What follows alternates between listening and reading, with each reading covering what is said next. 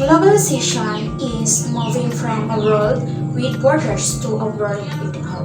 So, globalization, the process of increase, interconnectedness, and interdependence among countries, economies, and cultures around the world.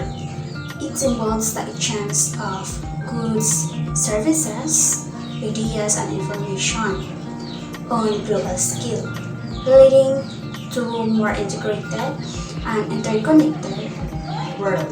So this process often results in the breaking down of traditional borders and barriers, creating a more interconnected and borderless global community.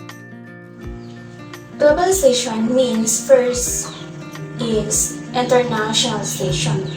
So, one example of internationalization is the establishment of multinational corporations that cooperate in multiple countries. These companies engage in cross-border trade, investment, and business activities, contributing to the global flow of goods, services, and capital. Through their operations, multinational corporations create economic interdependence between countries and play a significant role in shaping the global economy. Second is liberalization. One short example of liberalization is the removal of restriction on foreign exchange transactions allowing individuals and business to freely exchange currencies and participate in the global economy without facing significant barriers or limitations. Third is universalization. So one short example of universalization is the widespread adoption of the Gregorian calendar as a common calendar system used internationally.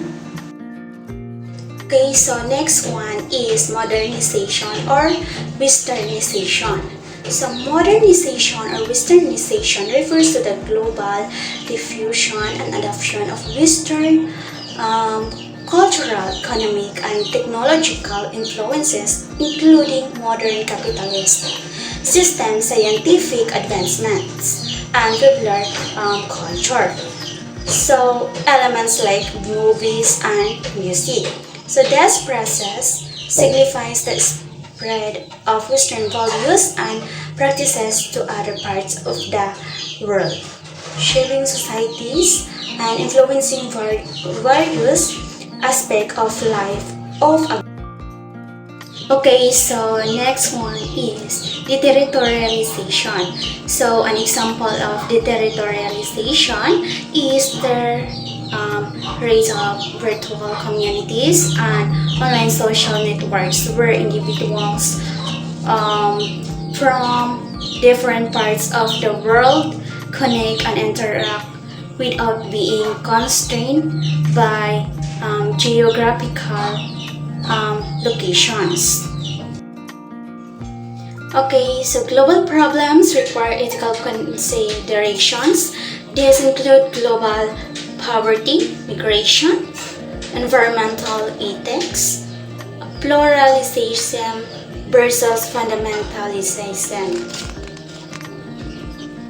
Okay, so ang global poverty ay isang napakabigat na issue na nangangailangan ng mga ethical considerations upang addressin ang mga disparidad sa yaman at mga resources sa iba't ibang relihiyon ng mundo. So ito ay naglalaman ng pagsusuri sa mga moral obligations ng mga individuals, organizations at gobyerno upang maibsan at ang kahirapan itaguyod ang ekonomikong pantay-pantay at siguraduhin ang basic human rights para sa lahat ng tao regardless ng kanilang socioeconomic status. Next is migration. So, ang migration ay isa pang global challenge na nangailangan ng mga ethical reflections sa mga issue tulad ng human rights, social justice at ang treatment ng mga migrants at refugees. Ang ethical considerations sa migrations ay naglalaman ng pagrespeto sa dignity at rights ng mga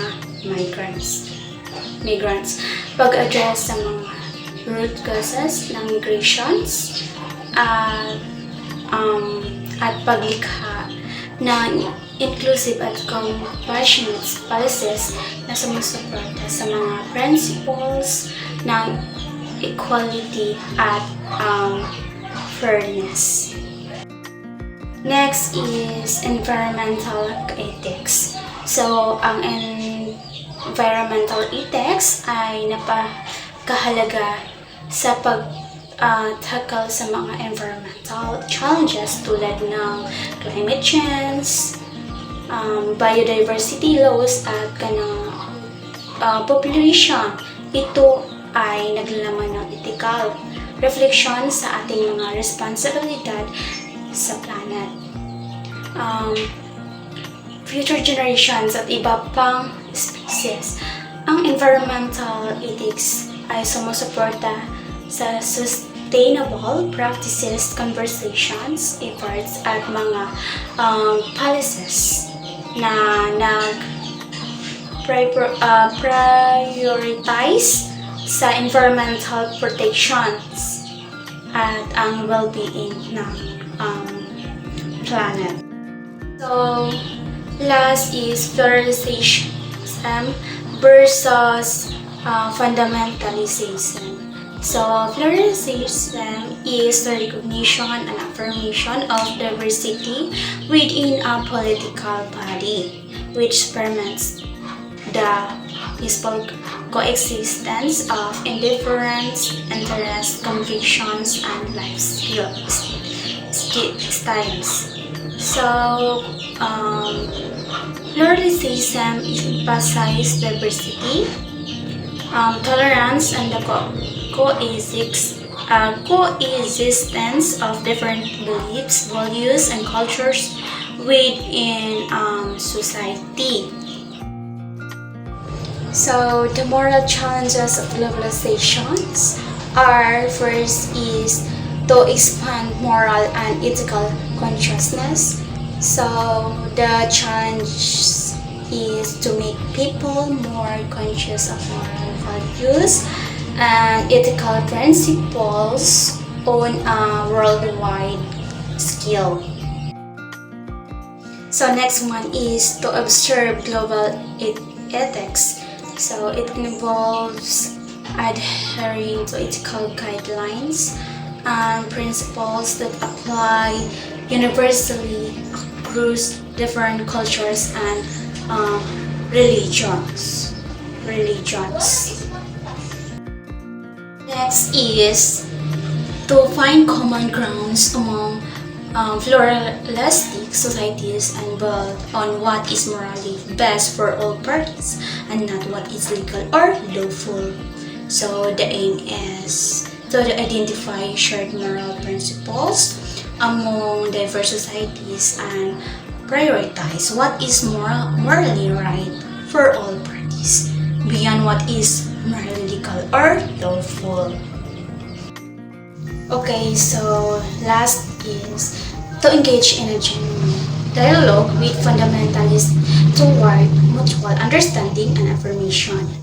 So, the challenge is to have honest and constructive dialogues with traditionalists to foster mutual understanding and agreement.